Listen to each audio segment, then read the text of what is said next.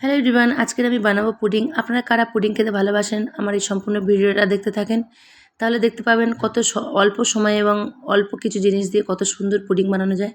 এখানে আমি নিয়ে নিয়েছি 1/2 লিটার দুধ, ডিম এবং চিনি। এখানে নিয়েছি প্যান, আমি এই প্যানে তৈরি করব। এতে আমি পানি দিয়ে অলরেডি বসিয়ে দিয়েছি গ্যাসে। এদিকে আমি এটা প্রথমে তৈরি করে নেব। প্রথমে আমি 1 চামচ চিনি নিয়ে সুন্দর করে ক্যারামেল তৈরি করে নেব। গ্যাসের আঁচটা ধিমে থাকবে। আস্তে আস্তে এরকম নাড়াচাড়া দিয়ে সুন্দর করে ক্যারামেল করে নেব। এ দেখুন, এর আস্তে আস্তে চিনিটা জাল দিতে দিতে গলে যাচ্ছে। এইভাবেই সুন্দর ব্লেন্ড হয়ে যাবে, একদম নাড়তে থাকতে হবে কন্টিনিউ, যাতে তলায় না পুড়ে যায়। এর সুন্দর একটা কালার এসে গেলে আমরা গ্যাসটা বন্ধ করে দেবো। এ দেখুন, সবে গোল্ডেন ব্রাউন হচ্ছে কালারটা, কত সুন্দর কালার হচ্ছে দেখুন। এভাবেই নাড়তে থাকতে হবে। দেখুন আমাদের চিনিটা ক্যারামেল হয়ে রেডি হয়ে গেছে। এটা এবার নামিয়ে নেব, কিন্তু কন্টিনিউ এভাবে নাড়তে থাকতে হবে এবং আস্তে আস্তে ওটা ফ্রিজে 10 থেকে 15 মিনিটের জন্য রেখে দেবো। ততক্ষণ এদিকে আমি বাকি প্রসেসগুলো করে নেব। প্রথমে আমি নিয়ে নিলাম 1 কাপ চিনি এবং এতে আমি 4টে ডিম ইউজ করেছি। আপনারা যারা ডিমের কুসুমের গন্ধ সহ্য করতে পারেন না, শুধু এগ হোয়াইটটা নিতে পারেন। আমি সব দিয়ে দিয়েছি। তারপরে এতে আমি সুন্দর করে মিক্সারে ব্লাইন্ড করে নেব, মিক্স করে নেব। দেখুন আমাদের এভাবে জুসের মতো দুধ 5 মিনিট ফেটে নিয়ে তারপরে আমাদের দেখুন রেডি হয়ে গেছে। এতে আমি দুধটা দিয়ে আবার আরেকবার মিক্সারে ঘুরিয়ে নেব 1 থেকে 2 মিনিট।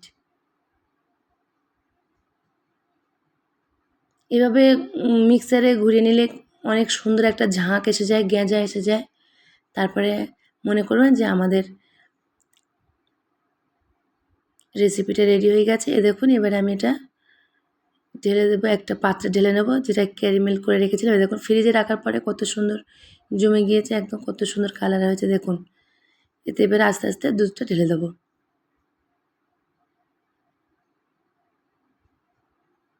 দুধটা ঢেলে দিয়ে এটা এবার আমি আগে থেকে যে পানিটা ফোটাতে বসিয়ে দিয়েছিলাম গ্যাসে, তার উপরে বসিয়ে দেবো। দিয়ে এটা ঢাকা দিয়ে ম্যাক্সিমাম 30 মিনিটস গ্যাসটা ফ্লেমটা মিডিয়াম রেখে জাল দিতে থাকবো। দেখুন এভাবে, দেখুন আমাদের 30 মিনিটস হয়ে গেছে, আমাদের পুডিং রেডি হয়ে গেছে। দেখুন কত সুন্দর রেডি হয়েছে। এটা এবার আমি ফ্রিজে 1 ঘন্টার জন্যে ফ্রিজ করতে রেখে দেব। 1 ঘন্টা পরে আমরা পরিবেশন করব। দেখুন ঠান্ডা হয়ে গেছে, তখন গরম ছিল বলে বার করিনি, বার করে নিচ্ছি। দেখুন এটা এবারে ফ্রিজে রেখে দেবো ফ্রিজ করতে। দেখুন 1 ঘন্টা পরে আমাদের পুডিংটা বার করেছি, কত সুন্দর ফ্রিজ হয়ে একদম থপথপ হয়ে বসে গেছে। দেখুন এটা এবারে আমরা পরিবেশন করব। চলুন তবে দেখুন আমি কিভাবে পরিবেশন করি। প্রথমে আমি একটা প্লেট নিয়ে নিলাম, তারপরে প্লেটটা আমি এই পাত্রের উপরে দিয়ে দেবো। প্রথমে ছুরি দিয়ে সুন্দর করে চতুর্দিকে একটু এই সুন্দর করে ছাড়িয়ে নেব, যাতে পুডিংটা সুন্দরভাবে বার হয়ে আসে।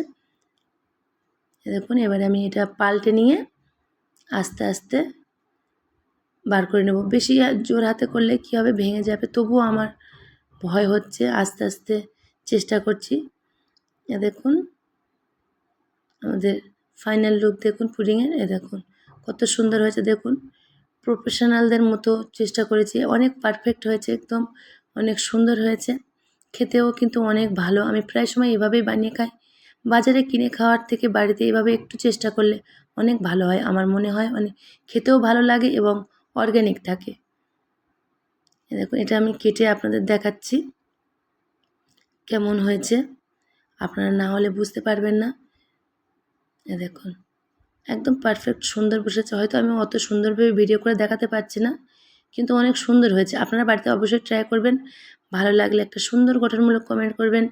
সবাই ভালো থাকবেন এবং আমার ভিডিওটা কেমন লেগেছে অবশ্যই বলবেন। আর এভাবে ভালোবাসা দিয়ে পাশে থাকবেন। সবাইকে অসংখ্য অসংখ্য ধন্যবাদ। আপনাদের এত মূল্যবান একটা সময় দিয়ে আমার এই ভিডিওটা দেখেছেন। সবাই যে যেখানে থাকেন ভালো থাকেন এবং কে কোথা থেকে আমার এই ভিডিওটা দেখছেন অবশ্যই কমেন্টের মাধ্যমে জানাবেন। Thank you so much.